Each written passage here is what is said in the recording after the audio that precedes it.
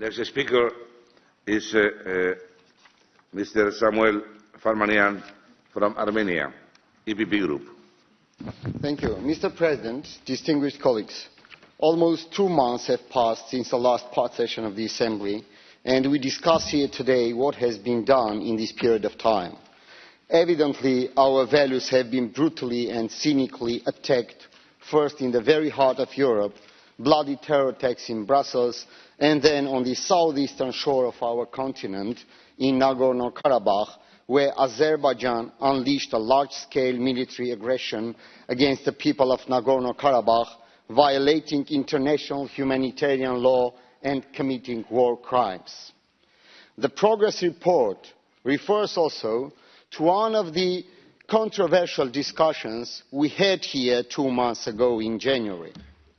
Let me recall, President, that the voices against the controversial reports by Bob Walter and Milica Markovic in this very hemicycle were based on the tangible assumption that any attempt to approve groundless and one-sided resolutions, any one-sided and selective application to the principles of international law will damage only the peace process and serve as a smokescreen for the Azerbaijani autocratic leadership to resume the peace process, to resume large-scale military actions, undermining the peace process and threatening fragile stability in the entire region of South Caucasus.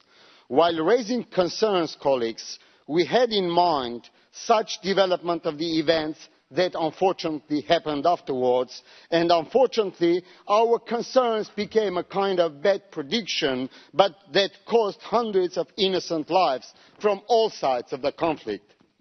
While considering this progress report, colleagues, we can't jump over the efforts the permanent bodies of this Assembly have taken, or rather mistaken, regarding this tragedy. A repeatedly clear message was delivered to Azerbaijani leadership since the very birth of the escalation that there is no alternative to the peaceful settlement of the conflict and that war is not an option. Presidents of France, United States, Russia, heads of dozens of other countries and hundreds of foreign ministries, Secretary Generals of UN, OSCE, Council of Europe, high-level EU officials, dozens of other international organizations joined their voice and reputation to deliver that unequivocal and uncompromised message to President Aliyev to stop military aggression. While increasingly strong and univocal message of the international community to Aliyev was a window of hope for peace to avoid further escalation of the situation, sorry, President, your irresponsible rhetoric came to contradict our Assembly to the international community, this time not only by ignorance of excessive human rights violations in Azerbaijan, but by exceptionally dangerous wording, clearly siding yourself with Azerbaijan, which was just adding extra fuel on the fire. Thank you, colleagues.